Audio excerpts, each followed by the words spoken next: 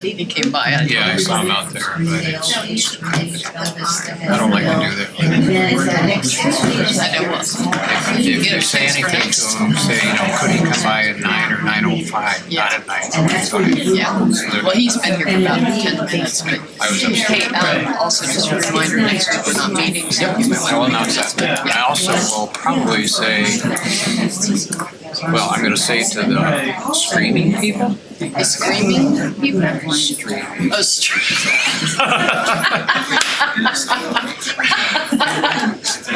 Screaming people. I'll be screaming by the end. About, we'll probably get you're going to probably get an email. You thought more about that, to write them, to try to get them to self-report attendance, and so I will emphasize today. Yeah, next week we'll get with Megan and find out. I know I've seen the emails that you exchanged. Yeah. But I find out one to the streaming saying, we need your correct email, we need your attendance, once you've been able to watch, and mandatory, we need to know if you watch on lesson 6, because if you don't, you won't understand. Okay, let's talk about that and get that out next week. Yeah, and you'll be here Wednesday, right? Okay, we'll just follow up together on Wednesday for sure, and I'll make sure I take care of it. Scream, don't scream, or I'm going to write to you. They're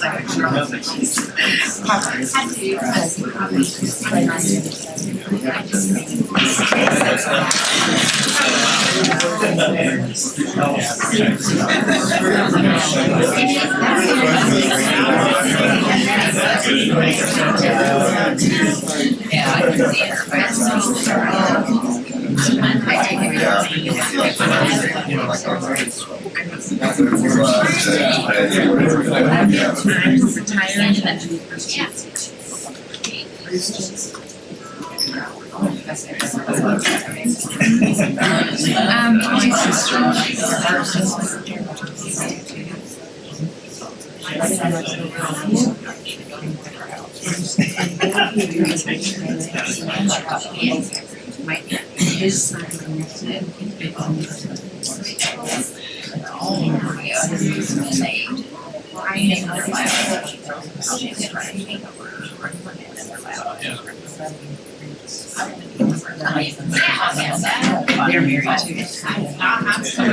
too. Yeah.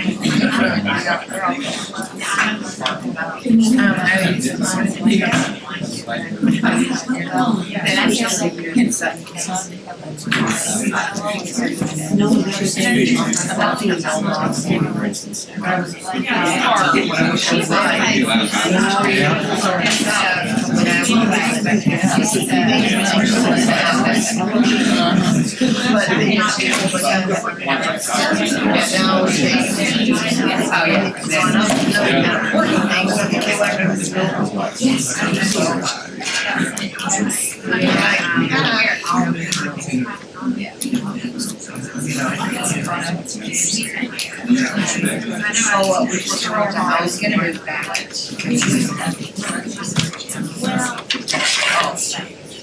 Oh, yes.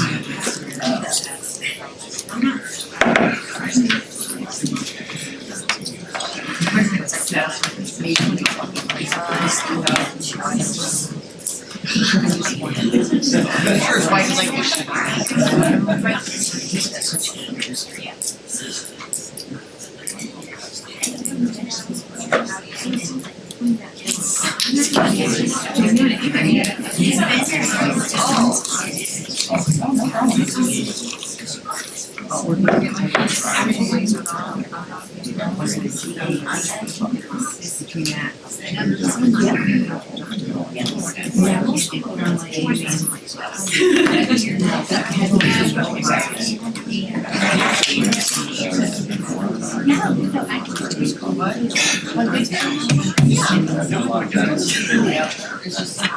So I have a slide coming up about bankers, and I'm really nervous about it. I always He's have used to it. I'm going to try to put velvet on it. Go all in, Don. Don't worry about it. Do you know that there's a book out there called The Velvet Brick? The velvet covered brick. But it's soft. I can take it. I know. Okay, we're getting close to time to go here. And again, thank you for being a good and faithful group. It's when they ask about the class, I talk about how interested, eyes up, looking at me, a lot of good feedback, and that's a fun class to teach, and thank you very much for that. It's been fun for me, and I'm going to have a little fun for a moment and just say, Megan and Colby, I need to see the two of you after class. My wife said, don't do that, I'll make them nervous the whole class. I saw your mom over at church, and she said, I told him, go and introduce yourself to him. So anyway, nice to meet you. At your expense this morning. Sorry about that. Anyway, next week we are not meeting because it is July 4th. July 4th. Now, for those of you who are streaming today, because we're working with two or three different crowds here, one that I see, one that's signing in and streaming, maybe listening now or listening later, I have an announcement or two for those of you who are not in this room but hearing my voice now or later. One, you'll probably be receiving an email this week. Here for the people in person attendance, we have all validated our email address. Shake your heads at me, yes? Because that is the way you're going to get the code and the information to get access to the will and the trust process. Everybody got that? Shake your head here. Online, we're going to need you to confirm your email address. You'll probably get an email this week asking for that, and also asking for you to take your own attendance. We're taking attendance here each week, and we'll need to have you probably give a little check off week 1, 2, 3, and now week 4, and let us know how it's gone out there, because we need to work with our organization in California we're under contract with in getting the right material to you in how many pieces and so forth, so forth. And then most importantly, make sure you are signing in if you're streaming and attend week 6, because if you do not do that, it will not make any sense to you, when you get the material in the mail, because we're giving the instructions for what to do in the lesson 6, which will be on July 18th. So we're going to be communicating with those of you who are streaming, and those who are in attendance in person. Make sure you're here on the 18th as well, or it won't make sense to you. So that kind of makes sense. We got to have people understand the process if we're going to be able to move through it and you access some of the benefits of being here. Again, we're going to give some things out. Today we're going to talk about fun and spending and debt resolution, as you can see on the screen. And again, there are a couple of the gold banner sheets that you may want to look at and do a self-evaluation. Utilize what God has given us effectively and enjoy it carefully, or else. That's kind of doomsday kind of language. But remember what the verse says? If we are not wise and are careful in handling worldly wealth, who will trust us with true riches? God is watching. God's pie. Remember that? He's watching from the end of the table, not to slap us or to criticize us, but, how you doing with dividing up the pie? There's some other things in here. One thing that we usually give out after this class digitally by email to each of you is some electronic pieces that for budgeting and for investment and for that kind of thing, just things that are out there. But when Ray and I began to check it this week, 2 or 3 of them are out of business. That's the way it is in the electronic world, I guess. So I wrote to the person who put that together in 2019, and she said, "Oh, thank you for using it. I didn't know it was, And she's supposed to get a new one to me, so hopefully that will come probably, in a week or 2. And so getting some things like, some of you know mint.com, Mint.com, every dollar, but there were some other ones we had in there. And one that I want to add that comes out of a podcast that I listen to quite frequently, a Christian organization. The book that we give out today is called Fields of Gold. Andy Stanley, how many of you recognize that name? Charles Stanley's son. This is a story, his own story, of how his mom and dad taught him to be a giver. And it comes in with 3 P's. Priority giving, because you move to priority giving when you don't do this. You see the offering plate coming, you reach in your pocket, and you go, what have I got? And you put it in. That is not priority giving. Priority giving is planning ahead. And it could be with electronically, like 65 or 69% of people here at Fellowship give with electronic bank transfer or a monthly charge off against your card or whatever it is. So you plan ahead to do it, priority giving. The second one is percentage or proportionate giving. And we talked last week, excuse me, we talked last week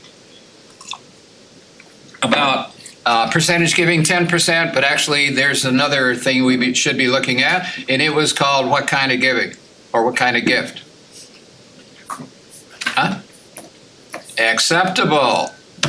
God is wanting all of us to give an acceptable gift, okay? And not say, God, I gave you the 10%, I'm going to have fun with the rest of it and not ask you at all. That's why we did lesson 1. Who is the owner? Little midterm exam here, a pop quiz. God is the owner. We are the manager. We ask the owner what he wants done with his stuff. Okay, so you go priority giving. I plan ahead. It's in my budget. And some of the things we gave you on the acceptable sheet. It makes a difference. You do it regularly, systematically, etc. Priority giving, proportionate giving, and the last one is the ceiling breaker, and that is called progressive giving. And what Andy Stanley talks about in this book is that as we move along in life, later stages of life, and our situations change. For example, I've told you that Ray and our kids are in their 50s now. We have a boy and a girl. So our obligations are different. So as life changes, our giving should be progressive. And some people try to increase 1% a year, or some people set another goal along the way. That we just don't get stuck on 10%.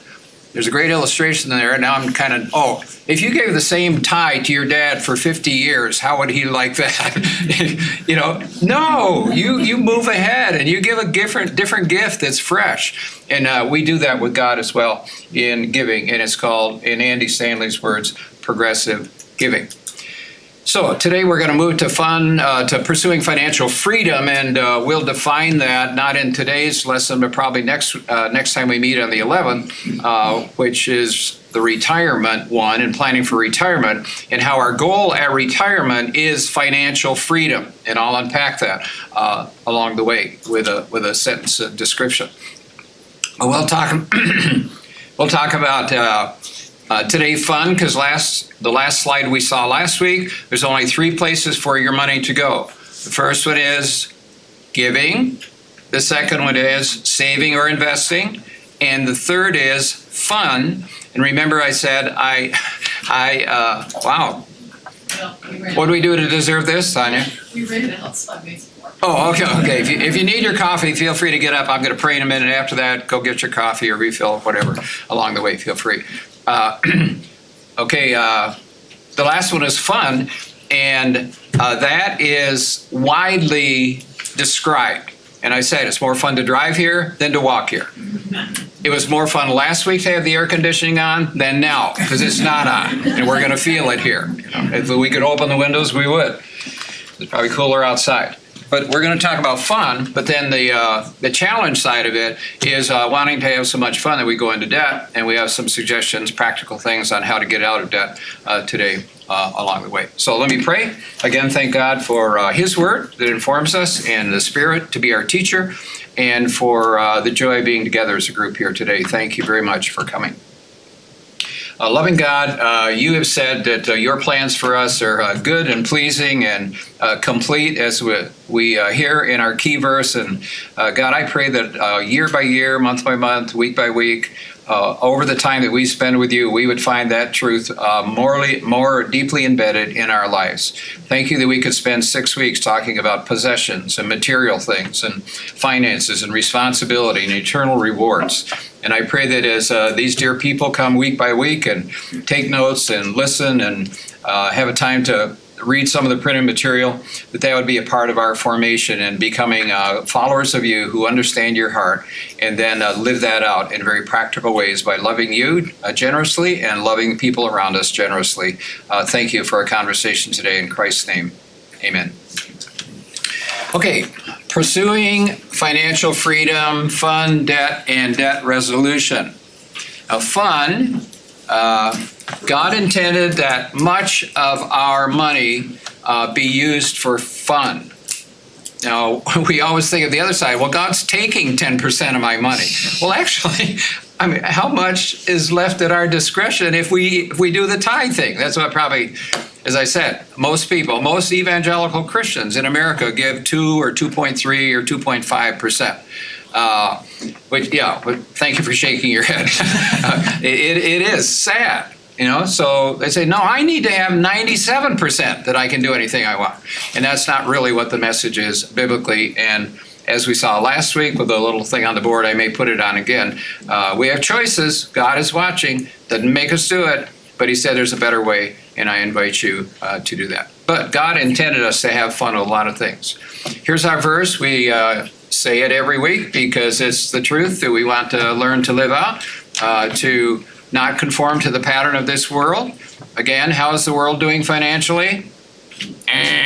Okay, right. Don't conform to the world. It's a bad exhibit, a bad illustration to follow. Be transformed by the renewing of your mind. How do you do that? Put things in our mind, ask the Spirit of God to apply it in our practical situations so we begin to think differently. The renewing of your mind. Then you'll be able to test and approve what God's will is. And as I pray, it'll be good, it'll be pleasing, and it will be complete along the way. And Ray and I stand here wherever she is. I mean, we are living illustrations of that. Not that we did it perfectly, but we pursue that. And we've never regretted it. Now, we'll talk about that a little bit when we come to one of the points. It really is a pleasing journey if we're willing to believe God for that. So, what are the categories of fun that we might have? One, to bring restoration to our body and soul. And we have all heard, sometime recently or in the past, about just the principle of Sabbath. God says, take time each week to slow down and restore body and soul. That's part of what should be fun.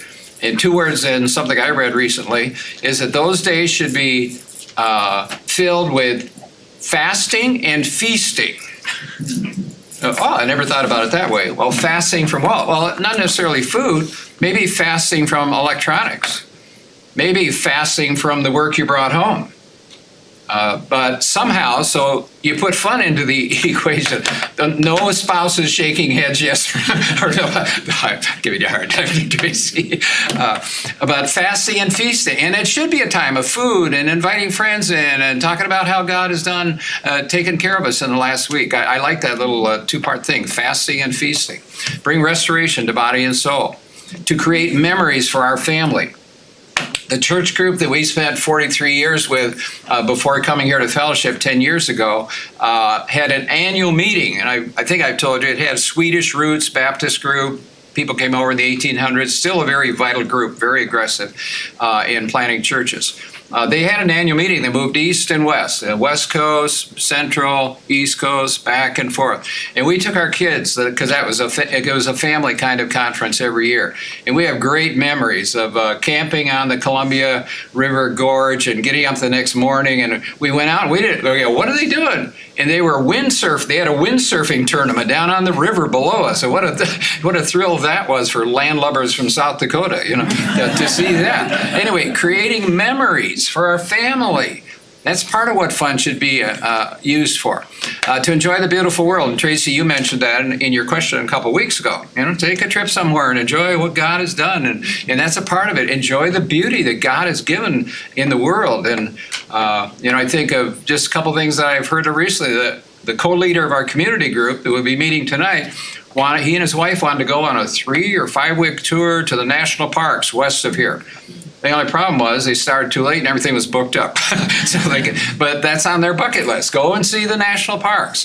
4 guys from JBU, professors from JBU, men friends, went on a park tour here a couple of years ago, got in a car or van or something, and for, I don't know, 2 or 3 weeks, went to the national parks. Beautiful things that God has created that will refresh us just to get out and enjoy that. Experience new and different things. What is different?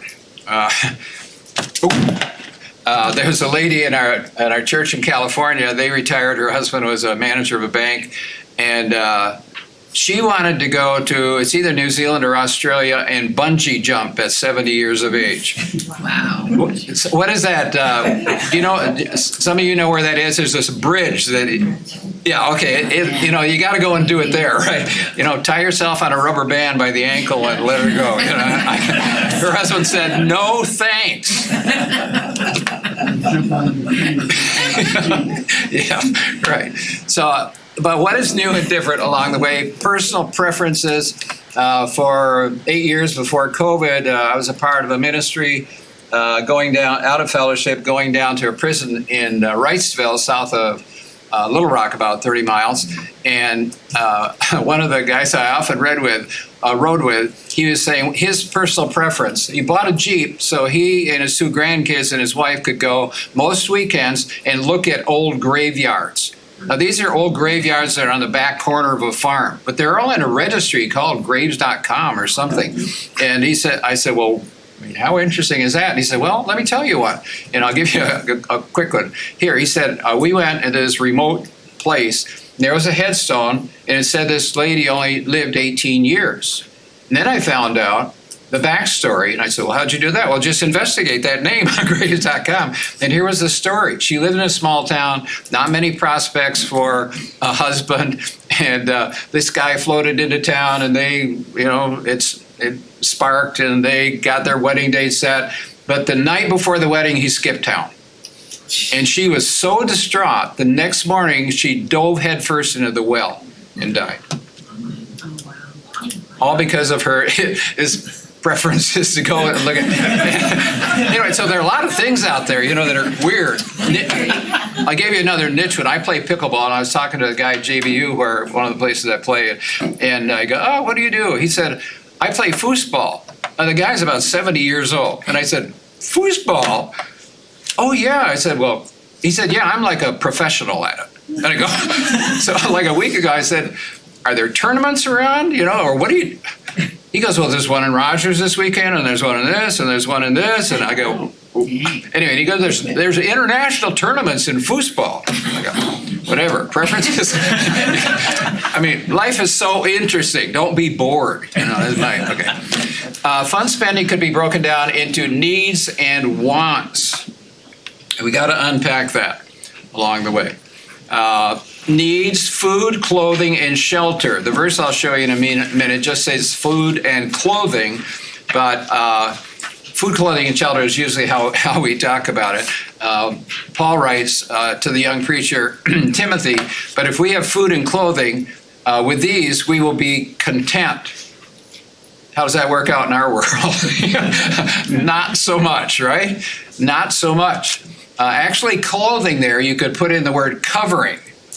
For a while, I thought Paul wasn't worried about a house to sleep because he was single, right? He didn't have to worry about it. But it means covering. But with food and covering, we'll be content. But not so much in our world. Number 2, the breadwinner has a biblical responsibility to provide for the family's needs, because we're talking about needs here. We need food, we need clothing, we need shelter. And the breadwinner. Anyone, this very direct verse from Paul to the young preacher, anyone who does not provide for their relatives, and especially for their own household, has denied the faith and is worse than an unbeliever. Wow. Wow. When I think about that verse, we started out ministry too many years ago, a lot of years ago, But there was a man in that town who early on bought the fast food franchise for all of South Dakota, and he became a multimillionaire. But I also happen to know that his mother lived on the north end of town on welfare in a slum house. And there are other stories that probably we know in here, or not taking care of your family, and it's worse than an unbeliever. So, taking care of needs. We'll get to wants in a minute. Providing includes not putting your family at unnecessary risk. Again, Solomon, wisdom. There's another serious problem I've seen under the sun. Money is put into risky investments that turn sour, and everything is lost. In the end, there is nothing left to pass on to one's children, which is part of the goal of good financial planning. There's a man named Fred Smith, who was a Christian business consultant in Dallas, and a man came to him and said, Fred, what should I do? I've got $7 million liquid assets, and somebody's come to me and said, I could double that in 18 months. What was Fred's advice? What do you think? What do you think the guy did? Yeah, 14 million. Actually, Fred asked him, what could you do with $7 more million that you can't do today? That's a good question, right? You know, what? Well, he went out, lost it all. Lost it all. Unnecessary risk. Solomon warned of it years ago. Needs are constantly changing in our culture. I'm going to show you a slide here. It's a headline getter. We will take a long time to unpack it, but the headline is mobile phones are more important than sex. That'll get everybody to go down the graph, right, and read what it is. But the point is, you look at the 4 things before sex, and they're all electronics. I got to have my phone. I got to have my TV. I got to have my internet. I got to have. And that's kind of the world. So it's not just food, clothing, and shelter. It's food, clothing, and shelter, and all the other gadgets we have around us all the time. Our wants are anything in excess of our needs. And that's kind of, hard to figure out. Just think of what was a want a few years ago, but now it's a need. And especially if you have kids. What does every kid have to have by age 8 or 11 or something?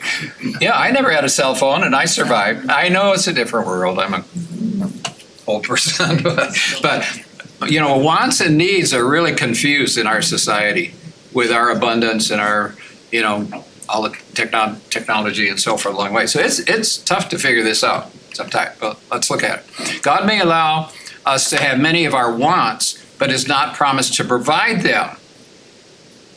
And there's a verse that speaks to that. No wonder. Come on. It says, and my God will meet all your needs according to the riches of your glory in Christ Jesus. Now, I want you to ponder for a minute. If you are working with a new Christian and you tell him, why don't you read Philippians? That's a book about joy. And if you have some questions, let me know. And he comes back and goes, I read that verse, God will supply my needs according to riches of glory. Is that like a God credit card? Or is that a checkbook that what do you do? So, wise Bible, fellowship Bible people who've heard Philippians taught, what would you answer that young Christian? What are the riches of his glory in Christ Jesus? While I take a sip of tea, I'll wait.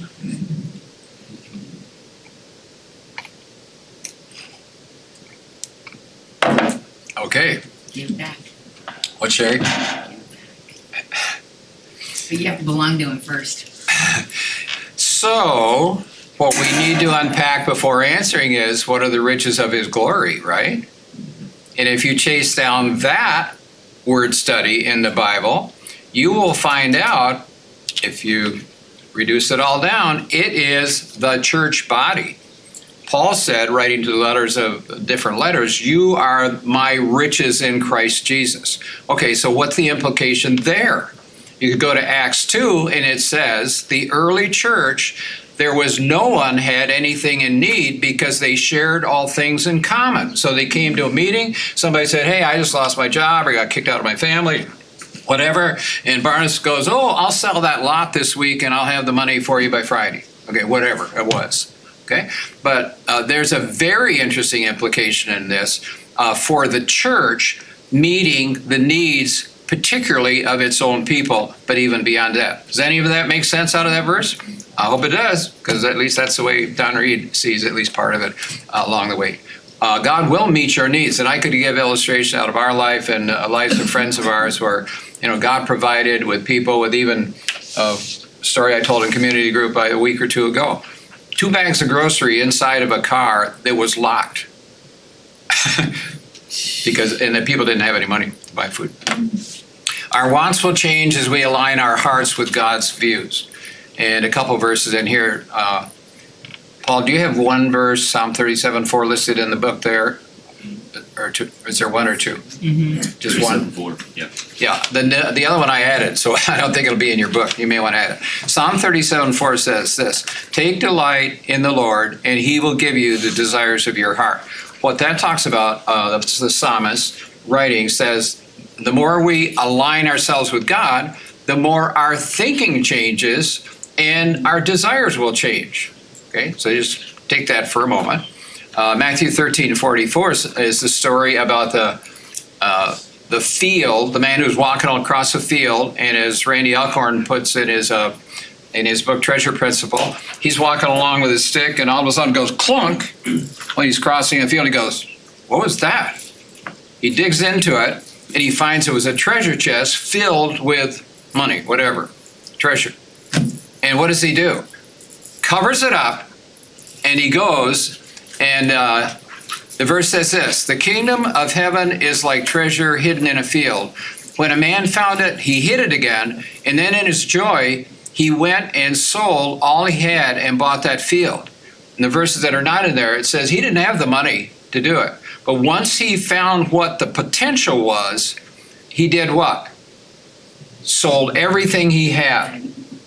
But Randy Alcorn makes the point, it would be easy to miss in that story the 3 little words, and I thought they were in bold, but in his joy.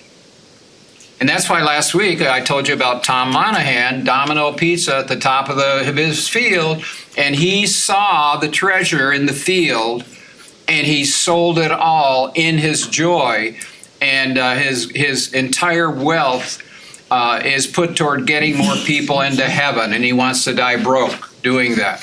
That's in his joy. Renee Lockey, what was the phrase? Work like a doctor, live like a nurse. And she said, and I think I read this to you, about her joy. She said, the hole I had in my heart 3 or 4 years ago, I don't have anymore. She was not giving up that 75% of her income. I wish I had that to spend. No, it was in her joy that she did that. And that's what is in that story that Jesus sold. In their joy, they sold all they had and bought the treasure when you get a view of it. Debt and borrow. Well, let me stop there just a second. In Randy Alcorn's book, Treasure Principle, and I scanned it again yesterday and couldn't find it. So if you read that book and you find him saying something like this, note down the page and let me know, because I would like to quote it. But here's what he says somewhere in that book. He said, once you get a hold of the treasure principle, which is you can't take it with you, but you can send it on ahead. Once you get a hold of that principle, you can never get enough of it. Okay? So kind of look for that if you get a chance to read that book. So as I said in the beginning, fun, we like to have fun, and God has intended much of our money to go for fun, but we kind of get too exuberant about that, and it's called debt, and we need to unpack that a little bit along the way. Debt and borrowing, God's view. Simple, straightforward. The rich rule over the poor, and the borrower is a slave to the lender. That's the posture of being in debt from God's point of view. You will always be a slave. You say, I'm not a slave. Miss a couple house payments, and who comes knocking at the door? The master. We are slaves. When we are not financially free. And that God says, no hold back. There are 3 or 4 slides here. I'm going to read through them, and then I'm going to ask you where we are as the United States, because these verses were given to Israel as their economics 101, okay? And when you set up the country, The Israelite nation, here's a formula for success and failure. And I skipped some verses, but you will get the impact of it. If you fully obey the Lord your God, and carefully follow all his commands I give you today, the Lord your God will set you high above all the nations on earth. All these blessings will come on you and accompany you if you obey the Lord your God. The Lord will open the heavens, the storehouse of his bounty, to send rain on your land in season, and to bless all the work of your hands. You will lend to many nations, but will borrow from none. However, if you do not obey the Lord your God, and do not carefully follow all his commands and decrees I am giving to you today, all these curses will come on you and overtake you. The foreigners who reside among you will rise above you higher and higher, but you will sink lower and lower. They will lend to you, but you will not lend to them. They will be the head, and you will be the tail. Anybody see the picture? Who owns America right now? Yeah. We are a debtor nation. That's why many people are concerned with the direction of our country along the way. But that's an interesting scenario, picture drawn millennia ago about how to run a country. Do what God says, you're good. You're going to have surplus, and you're going to be a lender, and others will borrow from you. But you don't do that, you're going to go. Again, it underscores our key verse, do not do the way of the world, because we get on the cursed side of things with God rather than on his favor. Now, don't take that statement too far, because we're going to talk about debt and credit cards and mortgages and so forth. Don't read too much into what I just said. Debt presumes upon tomorrow. Listen, you who say today, tomorrow, we'll go do this or that, go to this or that city, spend a year there, carry on business, make money. You do not know what will happen tomorrow. What is your life? You're a mist that appears for a little while and vanishes. Instead, you ought to say, if it's the Lord's will, we'll live and do this or do that. As it is, you boast in your arrogant schemes. All such boasting is evil. If anyone then knows the good they ought to do and doesn't do it, it is sin for them. So this is under the title of we presume upon tomorrow. We were just about getting ready. Well, a couple years before we left California, the whole crash came: real estate, tech, economy, etc. What things were people presuming on back in 07, 08 that went off the cliff? Appreciation, yeah. And in California, that was crazy. There were 110% loans being made. That's okay, because you're going to appreciate 15% every year. We'll just refinance it. That was one. Another assumption or presumption that was made. What? If I lose my job, I can get a better job, because that's the way it had been. Things are going to remain the same or better, presuming upon tomorrow. There's a really dark downside that I want to get to here in a moment. It comes under this title. It may deny future opportunities. If you listen to any financial programs of people calling in, which I do, and Christian and non-Christian, one of the plaints today, probably, 60% of the calls, what is the biggest debt that people are carrying in America right now? Student loans. Student loans. Now, that's bad enough. There's all sorts of people are going to have solutions of forgiveness and all that. I don't want to go there. But here's the dark side of it. We are in a Christian culture, and we probably support missionaries, support the idea of missionaries. Mission agencies are having a terrible time now in recruiting, 20-year-olds, because they come in with $120,000 debt for him and for her, or both, $240,000, and they go, you're never going to be able to raise support and pay off your student loans. So all of this easy money in college, secular or Christian, comes home to roost, and they become a slave to that. They say, go pay off your debt, then come back and talk to us about going to be a missionary. That's tragic if you think about that. Denies future opportunities, and people are trying to work on that. Some agencies trying to work out a forgiveness plan for years of service, I don't know, or get funding and endowment to pay it. It's a major problem. Debt is a symptom of overspending and undersaving. Pretty straightforward. You spend too much and save too little, you end up in debt. These little data points, only 49% of Americans could cover 1 month expenses if they lost their income. And I got a email on Friday from somebody here who has a relative somewhere, and because of COVID, lost her job, single mom, $14,000 in credit card debt. How do I get out of this? And that's, many people are living that close or under the line, underwater.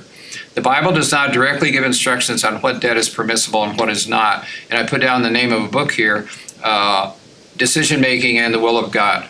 And it talks about sanctified wisdom. Use your brain. God has given us wisdom. It doesn't say not go into debt. We'll look at options here in a moment. But be wise. And here are some of the wise things, maybe. We'll get to that in a minute. Debt is a symptom. Okay, just the continuing of the list. On average, most families in the U.S. spend 103, I've seen it as high as 110% of their income. Okay, so if you're making $60,000 or $80,000 or $200,000 or $20,000, you spend more than that. On a consistent basis, you're going deeper and deeper into slavery, according to God. The average person is 3 weeks from bankruptcy. Little or no money saved, significant debt, totally dependent on next week's paycheck to keep afloat. And this is in the country, the richest country in the world, where we've had employment and jobs. And any of you see the posting this week of how much fast food people are making in Texas today? $50,000 because of a worker shortage. $50,000 to flip hamburgers. They can't get people to work. $50,000, probably a signing bonus too of $1,000. I don't know. We're a mess. This chart here is the savings rate for. I tried to find a more recent one, but couldn't from them. But the gray bars going up and down are recessions or depressions. The blue line is the savings rate, and you can see it for a period of time. Well, what's the trend of where we live today? Not so much. Back in before 07, 08 in California, I remember seeing it was a negative savings rate for a while. It was below zero. And incredible, I don't even know how you do that. Interesting thing is, what happens at the gray bars? What happens right after a gray bar? Goes up. How long does it last? About a year or two. No, we're addicted to our consumption mentality, and that's that's why it's a hard thing to do in our culture without some good wisdom and courage from God along the way. When a person is overspending and undersaving, the result is debt. That's no new news. Bill Hybels, former pastor, church up in Chicago area, said this: debt comes from wanting more than God's current provision for your life and arranging other ways to get it. Remember, we talked about Ephesians 4:28. It says, stop stealing and work with your hands that you may have something to share with others. That's a verse I say that God never intended for us to spend all of our paycheck on ourselves. Ephesians 4:28. Okay, but Bill Hybels notes in our culture we don't have to abide by that. We can just say, swipe the credit card. As one woman said, I love credit cards. They go so much further than cash. Yep, that's us. Oh, here we are. I have to be careful here. But debt is not a tool for the consumer, but for the banks to become wealthy. Banks have stockholders, investors that expect the bank to make a profit, and that's what they should be doing. But again, that does not take away from us sanctified wisdom on how to use that credit that's available. We'll talk about some ways you should. But did you hear or see the posting this last week of the new thing that's happening with banks and credit cards? Paula should consult with you. 12 of the largest banks in the U.S. Are now going to start issuing credit cards to people with no credit history. Yeah. Oh, my goodness. Yeah, and you can go back and look up the article. I won't go into all the details on it. It makes a lot of sense. There's something like, 40 million, 80 million people out there who don't have a credit score, and there's going to be a system to get them into the system. Okay. Now, I've got to do a little touching on my technology here, and hopefully we're going to see this couple from our church in Fayetteville talk about student debt and what they did to get out of it. Don't do this to me. It's not good.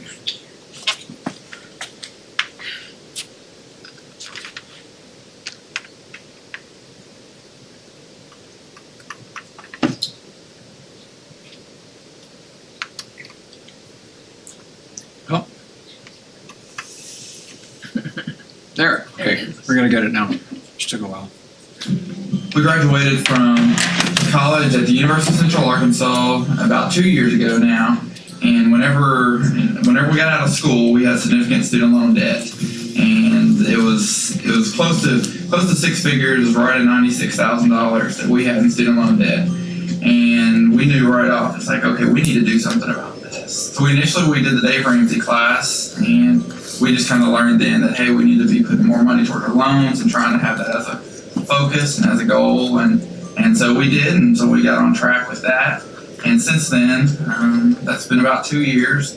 We have it down to about $18,000 now, and in another 5 months we'll have it completely paid off. One thing we learned just through Chris Haas and his ministry was that there are over 2,000 verses in the Bible on finances. So we know that this is something that's close to God's heart, and we know it's important to us as well. And it's definitely something that can make or break your marriage. And we really want to have a hold on finances in our marriage so that we can grow, so that we can give, and really put it towards the right things. The last day of the month, we sit down and go through, look at what we spent where, because on the first day of the month, we use cash to pay for most of our things, and so we can take that cash out on the first day of the month, so we try to be prepared. It was definitely harder at first, those first few months, even the first year we did this, it was a struggle. It was going back and forth and really trying to tweak things and see really where our money was going, and so it's been a growing process and still is, but it definitely gets easier. So I would encourage anybody who's trying to budget to really just try to stay consistent with it and work together, because it takes both of you on the same page in order to make it work. It's kind of fun targeting those loans and the debt paying off together, because we we're able to look at it each month and say, hey, I worked a little extra, you worked a little extra, hey, we're getting this check, we can put this towards a loan, and we can watch that number go down of what we actually owe on our debt, which is really fun. And I think it's good just working together and important working together on our finances, because it brings us closer, and it's something that you're not going to do with necessarily like a boyfriend or girlfriend, but as that intimacy as a spouse, of being able to sit down and do that together and really plan with our finances and look towards what are our financial goals. Wow. How about that?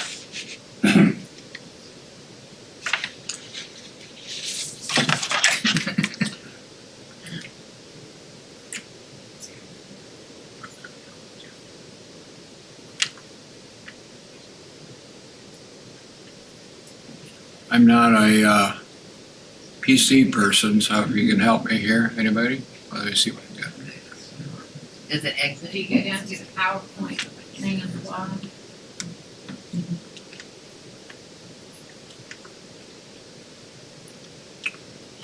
We don't want to do that. Put the, How's that?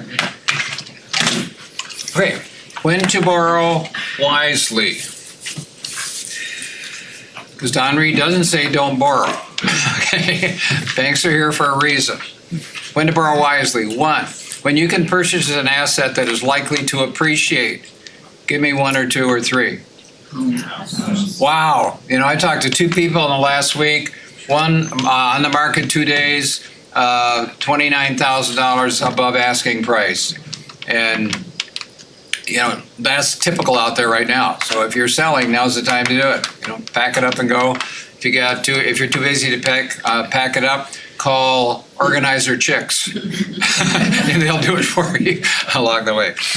Okay, when you can purchase an asset that's likely to appreciate. Number 2, when the value of the item exceeds the amount of the loan.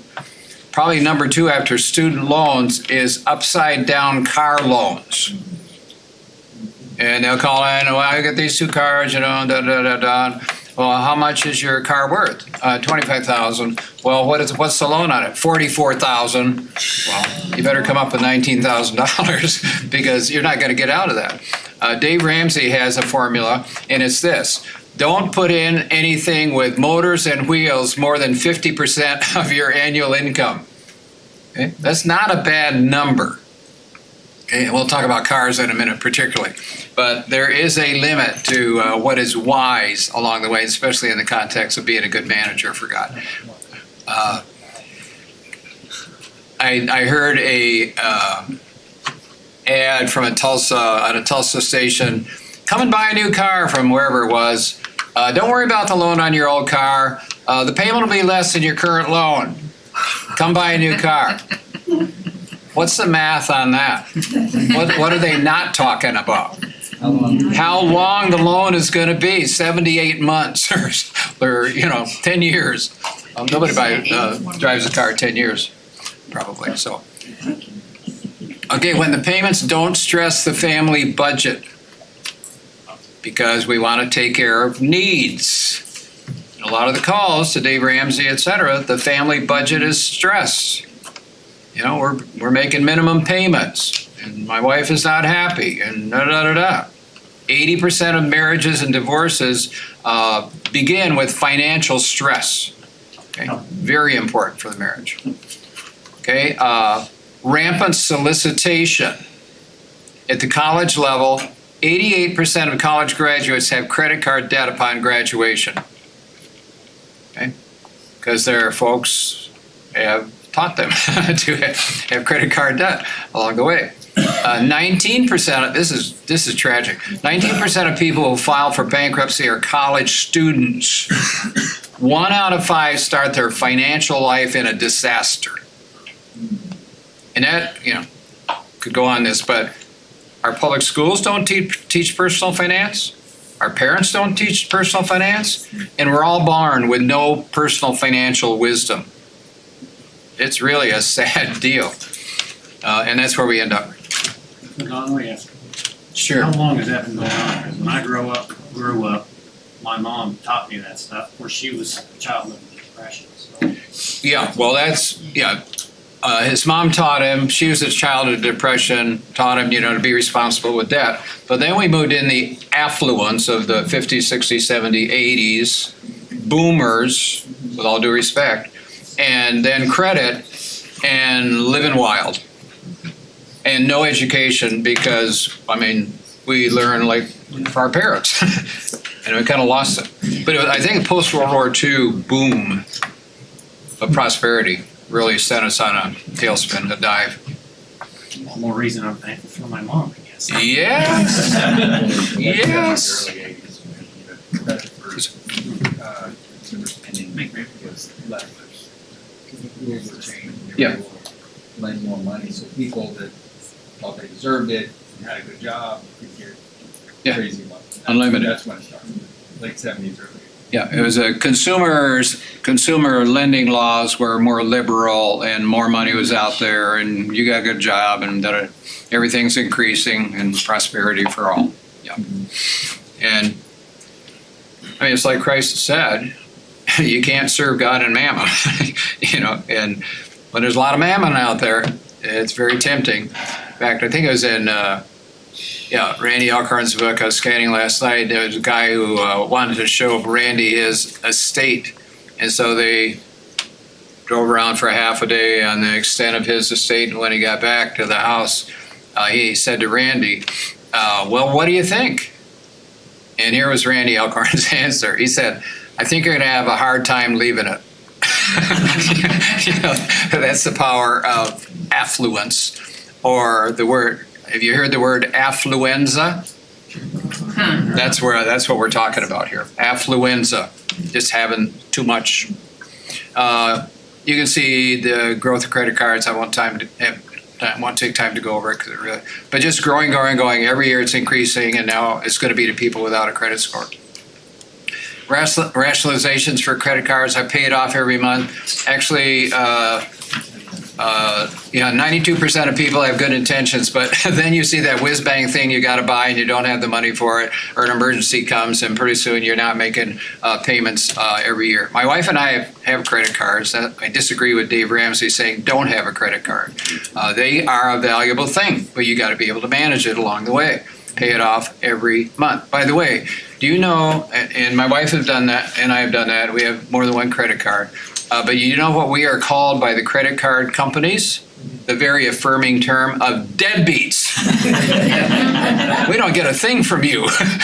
And you're keeping the books for it, and they're keeping the I records. just get an email saying, we're going to increase your credit. Or and I'm thinking, I don't even. Thank you very much. I don't know it's your credit. Let's Exactly. increase it again. I'll give you more points. It's like, Yeah. why? It's a better way to keep records. That's what my wife and I like about it. We get a statement every month. Thank you very much. It's a more secure way to purchase. Not so anymore. Debit cards have the same guarantees for fraud and recovery and so forth. So that's no longer can be an excuse. I want my children to learn to handle money, so I got them a credit card. What do you think? Nah.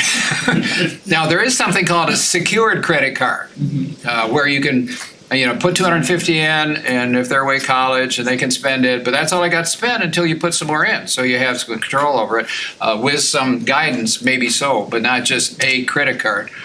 We had friends up in South Dakota. Their daughter went to school up in Minneapolis, brought a friend home on weekend, and they were talking to her. Yeah, I have 7 credit cards. Well, how do you pay them off? Oh, I never pay them off. I just run them up to the credit limit and then get a new one. Oh, wow. That's under the solicitation clause and bankruptcy for credit card for the cash back. And we have one that's a reward card, but it gets harder and harder to even find where to get to claim the reward. And it's only if your left arm is in a sling and you didn't sleep on Tuesday night, then we will give you that. It's a game.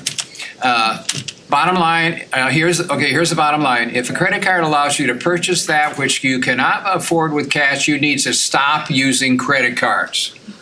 So it's pay it off every 30 days, or, Dave Ramsey, cut them up and pay them off and get out of being a slave. Car payment trap. Most people have car payments for life. They just think that's the way to live. It's not the only way to live. Surprise. This even may be a bit dated, that most people have at least one car payment of $495 a month for 64 months. A couple of us that were in our small group, their car payment was $800 a month. Okay? Not unusual, because we're addicted. Remember, we need our vehicle right after food. Remember in the chart that was up there. If you put that amount in savings at 5% for 4 years, you'd have $1 million. At the end of a working career. What's the escape plan? This is not brilliant, but it's practical. Keep your present car for 3 years beyond the end of your car loan payments. And that's how we got out of car loans decades ago. 2, during that time, continue to make the same payment into a car savings account. Okay, you're making the $495, just pay yourself. Become your own bank.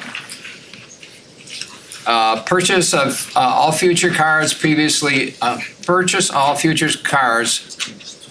previously owned, because we don't use used cars anymore, because that's too pejorative, with cash from that point forward. And that's how you can become free from the car debt. Because cars today, they run 100, 150, 200,000 miles, not like when you and I started, driving cars. You'll be able to buy a 2-3-year-old low mileage dependable car that will meet all your family needs. And you'll have other money to use for other things that are more important. In fact, somebody did a survey, and said that only 17% of people in the United States should have an expensive car sitting in their driveway, just from an economic standpoint. To have $40 or $50 or $60,000 sitting on four wheels in your driveway is not wise financially. It had nothing to do with God. Now, you want to guess what area of the country they said could afford that level of car with the income? Now I can offend another group of people. Maryland, D.C., and Northern Virginia. Hello. Okay, mortgages.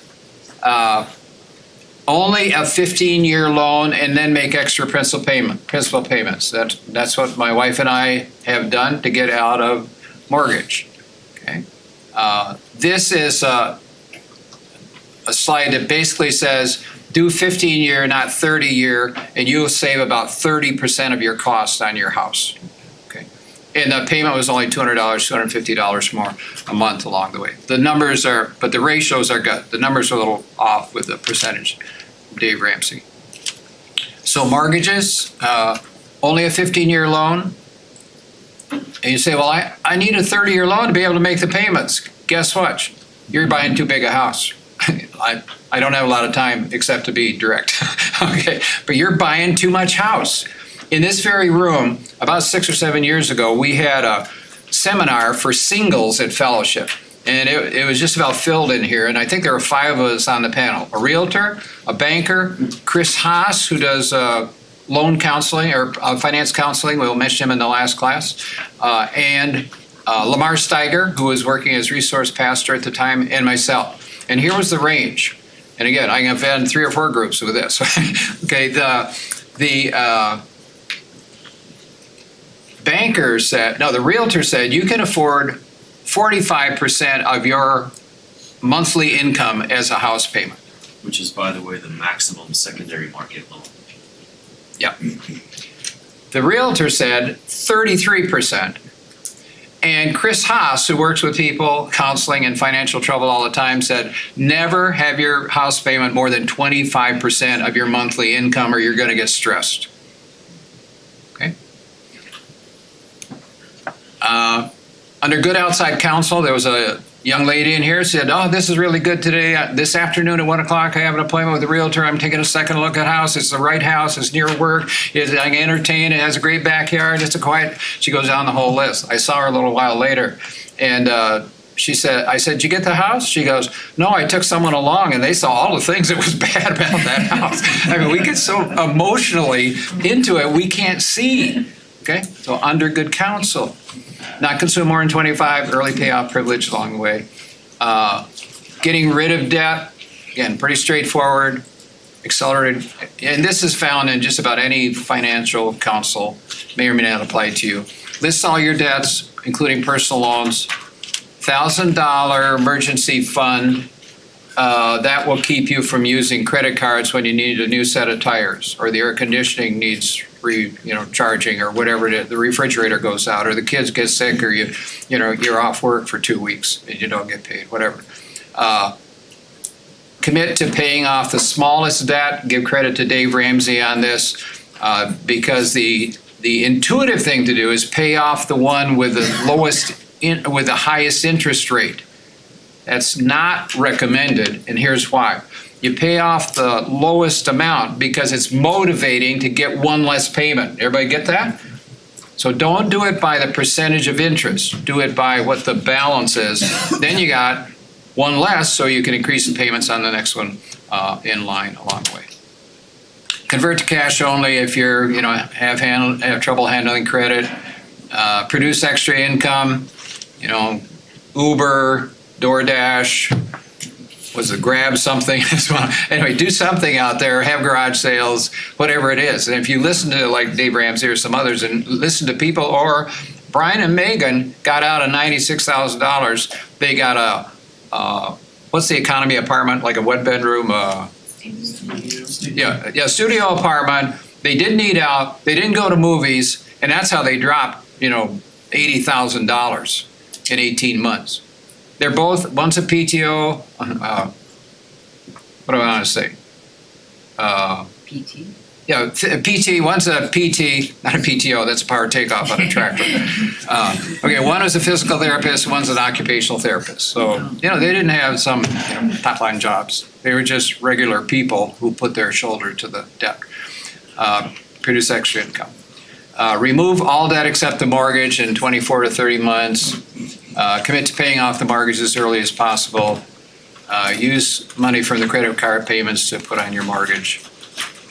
And be debt-free. The easiest path to financial freedom is being debt-free. Your paycheck is your most valuable asset. Don't lose it to the creditors.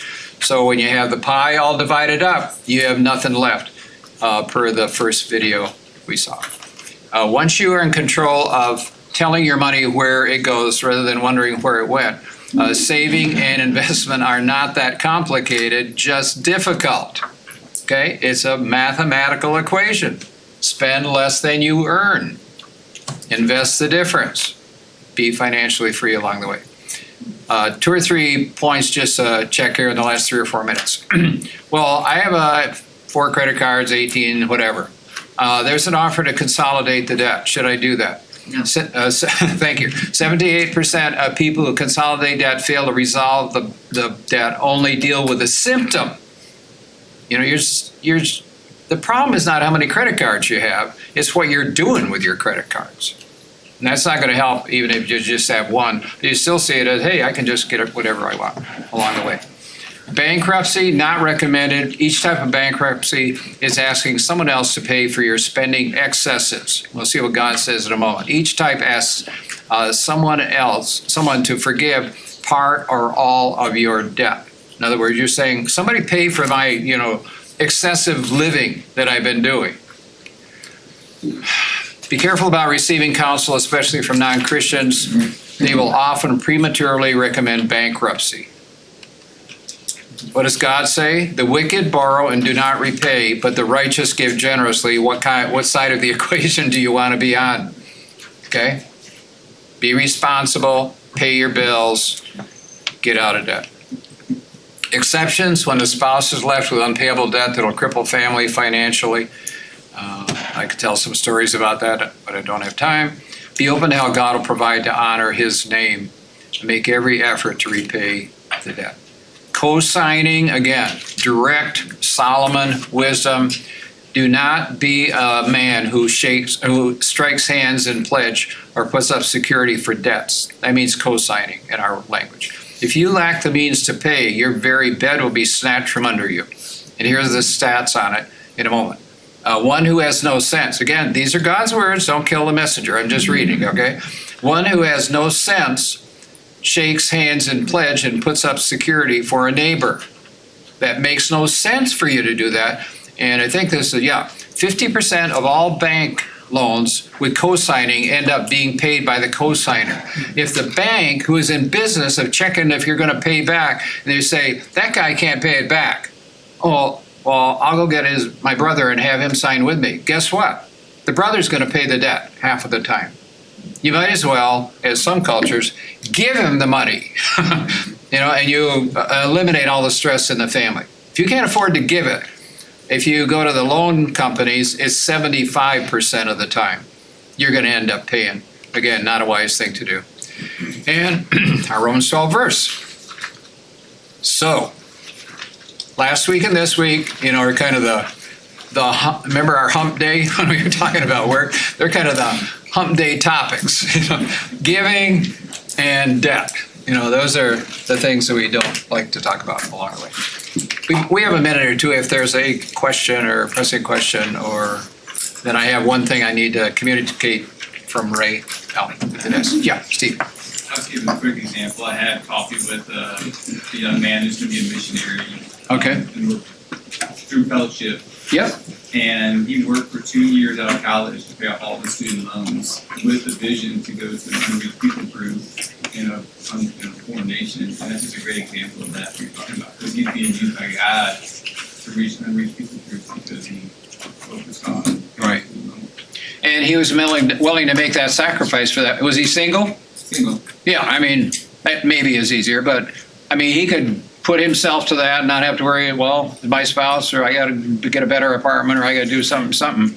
But he focused and he did it. Yes. We enjoyed housing 3 seminary graduating couples. Okay. And the seminary they went to would not allow loans. So we housed them so they could save up for a deposit on a home. Okay. And one of them was going to the mission field, and they would eat peanut butter and in the heat of Virginia, only use the ceiling fans. They were dedicated to getting ready for Africa. Yeah. And all 3 couples have been extremely successful because they weren't allowed to take loans. Yeah. So they were kept from getting in trouble, but also had the willingness to pay the price for it and not go to an air-conditioned apartment or whatever it was. Yep. Yep. They were focused. Yep. Tracy? Is there a class for the youth regarding education debt? Is there a class for youth here regarding education? Remember I said last week I did a book report for some teachers for the training center? Do you anybody remember that? Well, in there is one of the Sunday morning student ministry guys, and he and I are in beginning conversation of how can we do something for the youth. You know, you guys, we do it for the adults. You come and, you know, sometimes kids are here. But, you know, I'm pressing in, if you want to pray when you think about it, that there would be something given to our young men and women coming up through this system. Yeah. Great question, Tracy. Yeah, yes. Kind of on that note, my church that I went to as a child had a class like that. Okay. I think 8th and 9th grade we did it. Yeah. And I think it completely transformed how I handled credit cards in college, and Right. it was extremely beneficial. Yeah. So if this church would do it, I would be great. Yeah. Too many of our kids are not getting anything at home, at school, until they fall off the cliff and go bankrupt at 17. I mean, what? How do you do that, you know? Anyway, yeah. Thank you for that. Yeah. Yeah. Maybe can you talk to me afterwards and, you know, even see if we could access whatever the website is and see what they're using and so forth? Oh, gosh. Oh, okay. Okay.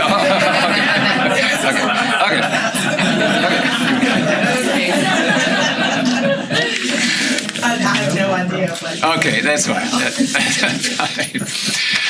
Okay.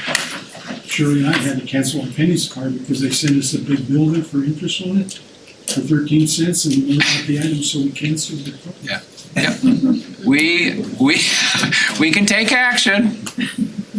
Be responsible. Okay, note from the admin, 4 people didn't sign in today, so I don't know if you came late or Ray wasn't there, but check with your spouse or whoever, make sure you signed in, because this organization we're working with is saying, what's your attendance? You know, who's there? Who's listening, so forth. So, yeah. Was there a way to sign in if we watched the live stream?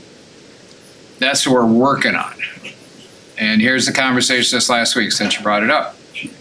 I went to media and said, what's the feedback loop for attenders? Because the organization says, we want people attending or we're not getting the code to them, simply said. So the first answer was not the whole story, in that, well, our live streaming, what you do here is like we do it Sunday morning, and we don't take any attendance in Sunday morning or Sunday services or Saturday, whenever. But then I found out this goes to YouTube. So then, okay, well, does YouTube? Well, the answer is yes, but only head count, not individuals. So, and I sent that to California, and she went, let me think about that. So you can do that, but we are going to require, self-reporting probably, that you're there, because we don't have the system to get the feedback on it, unfortunately. And apparently Zoom does that. If you use Zoom in your companies or something, that you got a list, right? You got a checkup. Yeah. Found out YouTube doesn't do that. That's what we're on. So, sorry. Great questions. Okay. Anything else? I'll pray us out. Father in heaven, thank you again for the gift of this day, the gift of these dear people. Father, I just see in their hearts and their eyes a desire to know about you and what you expect from us, and then be on our journey of becoming obedient servants to you. So by your grace, let that happen just incrementally, week by week, thought by thought, decision by decision. Again, bless these folks as they go back to their families and work and whatever it is this week. And we are just blessed to be called your people, sons and daughters of God. What a joy and what a privilege in Christ's name. Amen. Okay, have a good week. Oh, not next week, remember, July 4th. See you in 2 weeks. Hey, Don. I have a resource that may give some value on the kids training thing. Okay, good. I listened to a lot of the Bigger Money podcasts just for fun. They had this on there one day, so I looked it up and I got my kids going through it. And we haven't made it, so I don't know how good it is. They're this free.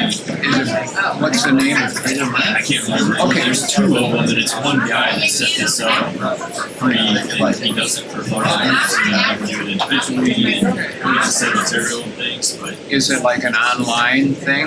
Online, lots of videos. Yeah, I mean, that could be even managed through student ministry here.